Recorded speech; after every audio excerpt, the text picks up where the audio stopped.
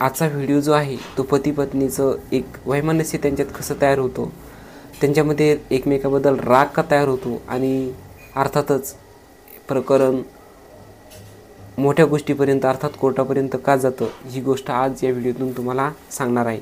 मग आता तुम्ही म्हणसाल आम्ही काही अज्ञानी आहेत का, आम्ही काही अडाणी आहेत का? नाही. कोणतीही गोष्ट जोपर्यंत कानावर आली की तेव्हा कुठंतरी वाटतं की नाही, म्हणजे आपल्या ज्या चुका आहेत त्या चुका कुठपर्यंत म्हणजे ज्या चुका आहेत त्या लक्षात येऊन जातात.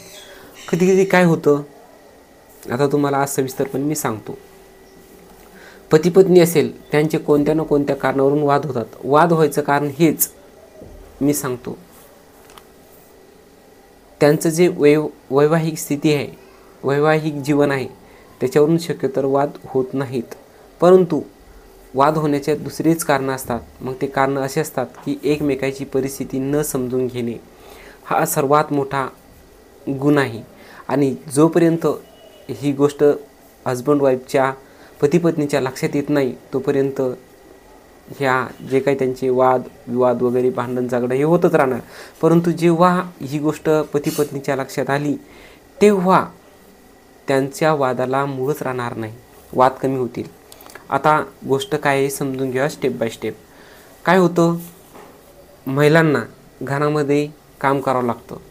अक्षरशः महिलांचं जे घरातील काम असतं तर ते पतीला वाटतं की या महिलानं हे काम 2 तासात 3 तासात करावं, सर्व आटपून करावं आणि तिच्या कामात तिनं बिझी व्हावं. अर्थात तिची नोकरी, तिचे बिझनेस, तिचा जो व्यवसाय आहे जे काही असन.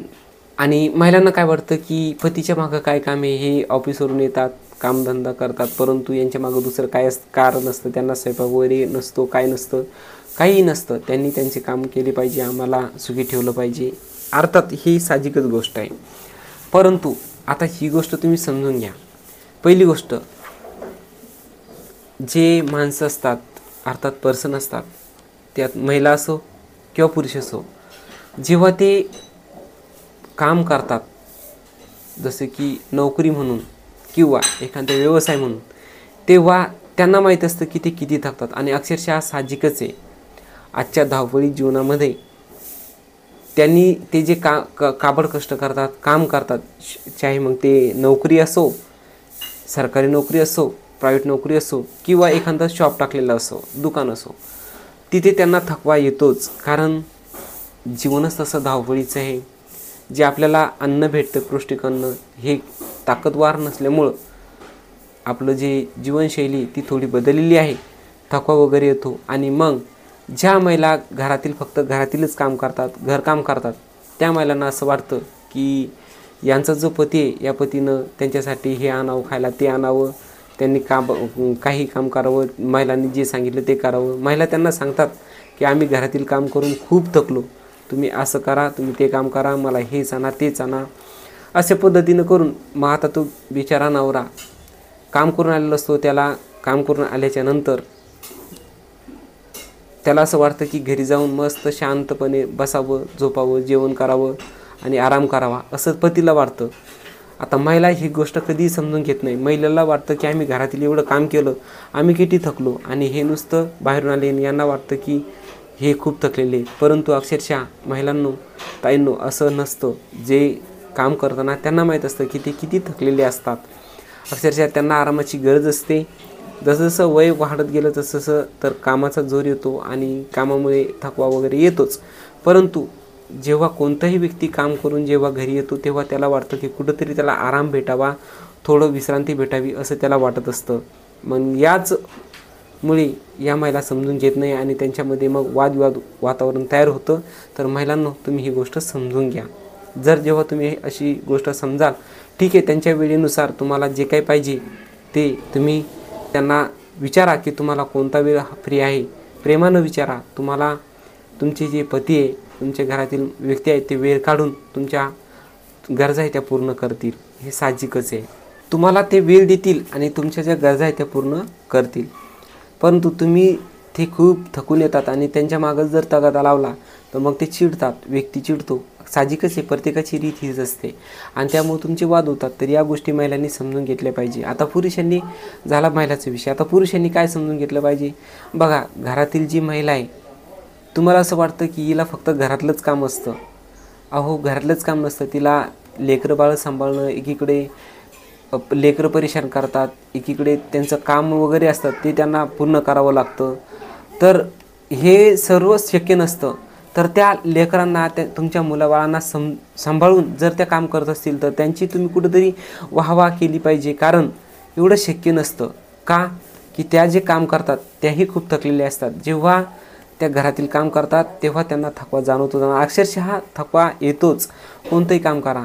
घरात जर महिलांचा विचार केला तर घरातील महिलांना अक्षरशः सकाळपासून झोपेतून उठल्यापासून काम असतं तर डायरेक्ट संध्याकाळपर्यंत मधातच थोडाफार जो काही वेळ आहे त्यांना तोच थोडासा वेळ भेटतो. नाहीतर त्यांना रात्री अक्षरशः 9 ते 10 वाजेपर्यंत काम असतं. मग ते स्वयंपाक, मग नंतर उरलेली भांडी वगैरे ते धुणं सगळं हाही विचार पुरुषांनी केला पाहिजे. आणि या सगळ्या गोष्टीचा विचार करून महिलांना इज्जत दिली आणि महिलांची खरंच प्रशंसा केली तर तुम्ही पुरुष जेवढे महिलांची खरंच प्रशंसा करतील ना, जेवढी तारीफ करतील तेवढाही महिला तुम्हाला खुश ठेवतील. हे साहजिकच आहे.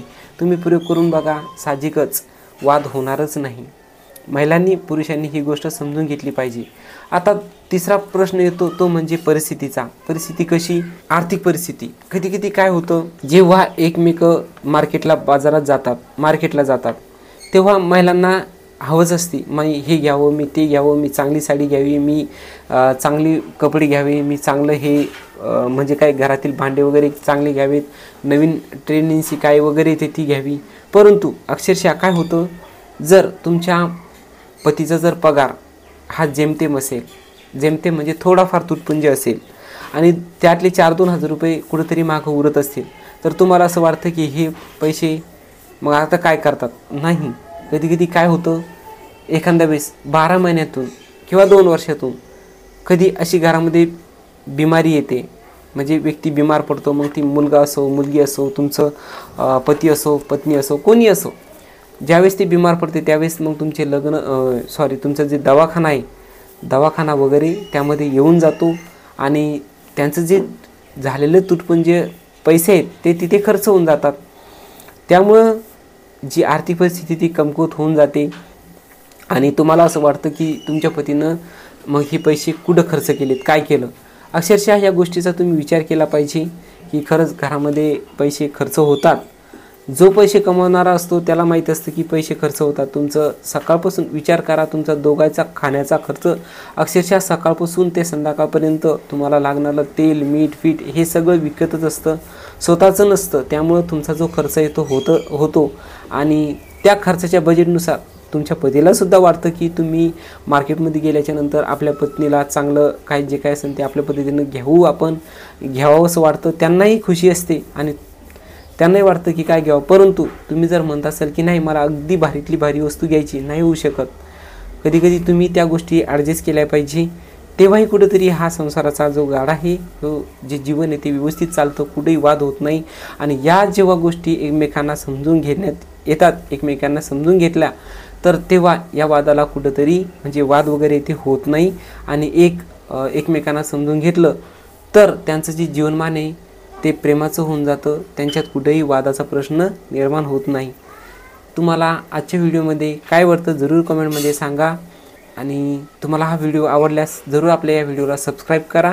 होतोपर्यंत हा व्हिडिओ जे नवीन जोडपी असेल त्यांना शेअर करण्याचा प्रयत्न करा, हीच तुम्हाला विनंती आहे. तुम्हाला कशा पद्धतीची व्हिडिओ पाहिजे जरूर कमेंटमध्ये सांगा.